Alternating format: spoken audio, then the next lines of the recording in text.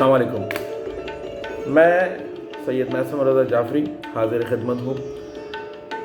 Programme दुनिया 5 minute में के साथ। इस प्रोग्राम का बुनियादी मकसद नौजवान नस्ल, ख़ास तौर पर हमारे टीनेजर्स जो इस वक्त अपनी तालीमी सरगर्मियों में मसरूफ़ हैं और आने वाले दिनों में अपनी मुस्तक़बिल का तयन करने वाले हैं, उनके लिए ये 5 मिनट उनको देना और उनको ये बताना कि इस वक्त आलमी मंजरनामा दुनिया में क्या है। इस आलमी मंजर में जहाँ हम बहुत सी चीज़ों का जिक्र करेंगे, वहाँ पर मैं आपसे हालात हाज़रा पर भी बात करूँगा। हालात हाज़रा में इस वक्त जो मैं आप लोगों की दिलचस्पी के लिए और आप लोगों के अंडरस्टैंडिंग के लिए जो आज आपसे डिस्कशन करूँगा, that is about Bangladesh. Bangladesh में जुलाई के महीने से होने वाले वाक़यात आप लोगों के लिए, आप में से कुछ लोगों के लिए यकीनी तौर पर हैरानी का बायस भी होंगे और बहुत से सवालात ख़ास तौर पर टीनेजर्स के जहनों में मौजूद होंगे, क्योंकि मैं समझता हूँ और मुझे यकीन है कि जो हमारे बड़े हैं वो तो इस सूरत हाल को बहुत अच्छी तरह से समझते भी हैं और मुझसे ज़्यादा इल्म भी रखते हैं। तो इस दुनिया 5 मिनट में मैं आपको कोशिश करूंगा कि बहुत शॉर्ट टाइम में आप लोगों को एक आलमी मंजरनामा पेश करूँ। आज मेरी इस प्रोग्राम का जो मौजू है वो बांग्लादेश में होने वाले वाक़यात हैं। बांग्लादेश में जो जुलाई के महीने से आप लोगों को एक खाना जंगी की सूरत हाल नज़र आ रही है, एक स्टूडेंट मूवमेंट नज़र आ रही है और एक इस्तराब नज़र आ रहा है आवाम के अंदर, स्टूडेंट्स विंग के अंदर और उनके सियासी मंजरनामे पर जो आपको एक परेशानी और एक हलचल नज़र आ रही है, उसकी कुछ रीज़निंग है। ये उस वक्त तक आप लोगों को समझ में नहीं आएगी जब तक कि आप लोग बांग्लादेश के वजूद में आने से लेकर आज तक की सूरत हाल को समझेंगे। तो बच्चों के लिए समझना बहुत ज़रूरी है कि 1947 में पाकिस्तान को जब आज़ादी मिली तो आज़ादी की सूरत में पाकिस्तान को मशरक़ी पाकिस्तान, जिसे आज के दौर में हम बांग्लादेश कहते हैं,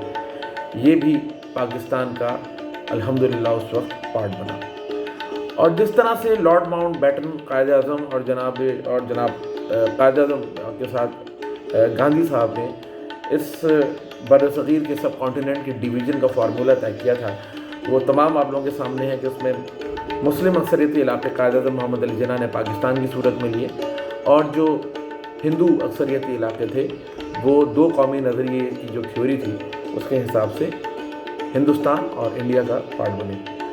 बांग्लादेश को समझने के लिए ये बहुत ज़रूरी है कि बांग्लादेश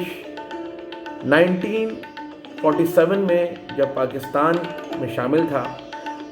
उस वक्त से लेकर उसके वजूद में आने तक 1971 तक किन हालात से गुज़रा।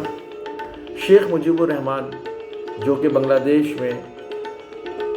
बाबाए कौम, बल्कि उस ज़माने में बांगा बंधु के नाम से मशहूर थे, बांगा बंधु मतलब बंगाल का दोस्त के नाम से मशहूर थे। ऐसा क्या हुआ कि आज के मौजूदा दौर में बांग्लादेश में उनकी साहबजादी शेख हसीना वाजिद के 15 साल इक़्तिदार का ख़ात्मा हुआ। ना सिर्फ ख़ात्मा हुआ बल्कि पूरे बांग्लादेश से उनके वालिद जो कि बांग्लादेश के बाबाए कौम भी कहलाते हैं, जैसे हमारे यहाँ कायद-ए-आज़म मोहम्मद अली जिन्ना को ये मकाम हासिल है या इंडिया में गांधी साहब को ये मकाम हासिल है।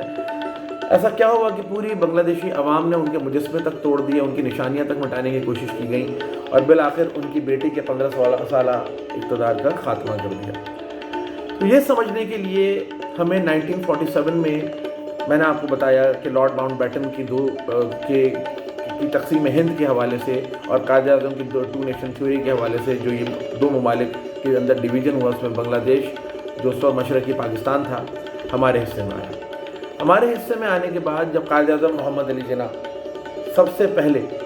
बांग्लादेश में ढाका के शहर पहुँचे, ढाका जो उस वक्त पाकिस्तान का कैपिटल कहलाता था, तो कायद-ए-आज़म मोहम्मद अली जिन्ना ने जाकर वहाँ पर जो सबसे पहले बात की वो ये बात की कि जनाब ये जो मुल्क है, इस मुल्क की जो कौमी ज़बान होगी वो उर्दू होगी। तो आज मैं आपको ये सवाल छोड़े जा रहा हूँ और मुझे इसका फीडबैक ज़रूर दीजिएगा कि इस तकरीर में उर्दू को कौमी ज़बान क्यों करार दिया गया اور قومی زبان قرار دینے کی بیسس کے اوپر بنگلہ دیش میں کس قسم کا ماحول پیدا ہوا اور اس کے بعد کے واقعات کے لیے پھر میں انشاءاللہ تعالیٰ اس کے اگلے ایپیسوڈ میں آپ کے پاس حاضر ہوں گا. Thank you.